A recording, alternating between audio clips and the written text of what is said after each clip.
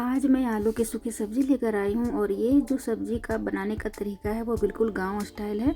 गांव में इसी तरह से सूखी सब्ज़ी बनाई जाती है आलू की और ये काफ़ी बेहतरीन स्वाद होता है इसकी और ये अलग ही इसका टेस्ट आता है। इस सब्ज़ी को बनाने के लिए हमेशा छोटे आलू का ही प्रयोग करना होता है। अगर आप चाहते हैं बड़े आलू में बनाना तो वैसा टेस्ट नहीं आ पाएगा जितना कि छोटे आलू में।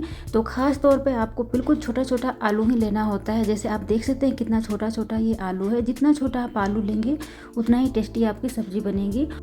तो इस आलू को केवल 2 टुकड़ों में काटना होता है, 2 से अधिक भागों में नहीं काटना होता है। जिस तरह से आप देख सकते हैं इस तरह से आपको लेना है और केवल 2 टुकड़ों में ही आपको कट करना है इस तरह से।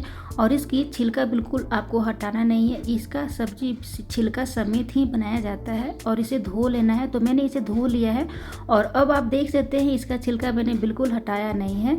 तो 2 बातों का ख्याल रखना है, एक तो छिलका आपको इसमें रहने देना है और छोटे छोटे आलू लेना है। और इसे बनाने के लिए हमेशा सरसों तेल का ही इस्तेमाल किया जाता है।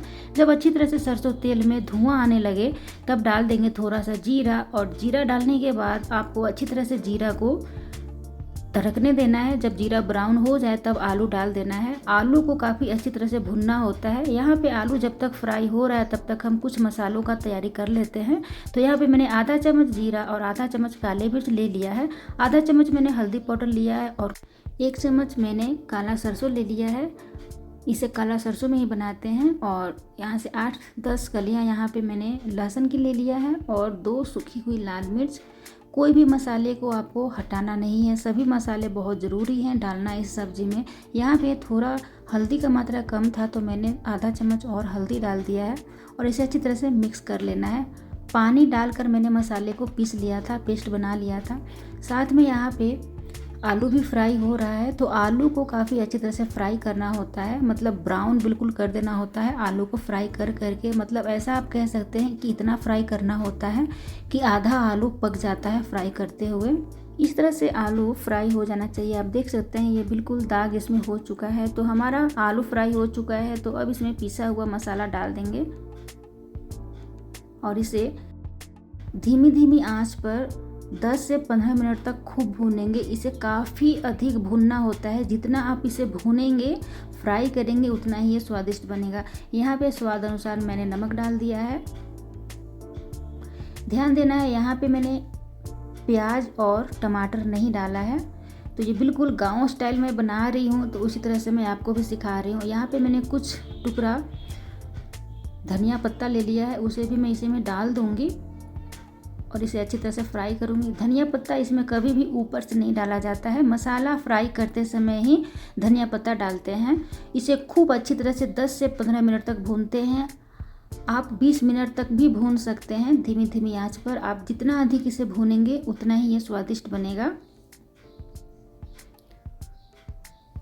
तो ये देख सकते हैं यहाँ पानी बिल्कुल सूख चुका है मसाले का और ये अच्छा खासा भून चुका है।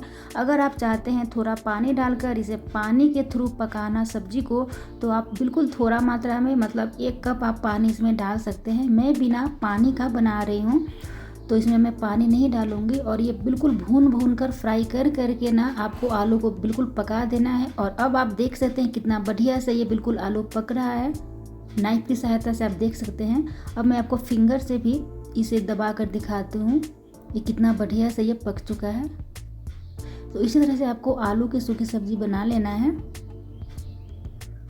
आप इस तरह से एक बार ज़रूर बनाकर ट्राई करें। ये इतनी स्वादिष्ट बनकर तैयार होती है कि जितना इसकी तारीफ़ें की जाए वो कम है। और ये बिल्कुल सोंधा जैसा, मतलब ऐसा फील आएगा जब इसे आप खाते हैं जैसे चूल्हा पे बनाया गया हो। आप गांव के चूल्हे पे जिस तरह से खाना बनाते हैं उस तरह से यह बिल्कुल स्मोकी जैसा इसका टेस्ट आता है। इस तरह से अगर आप बनाते हैं तो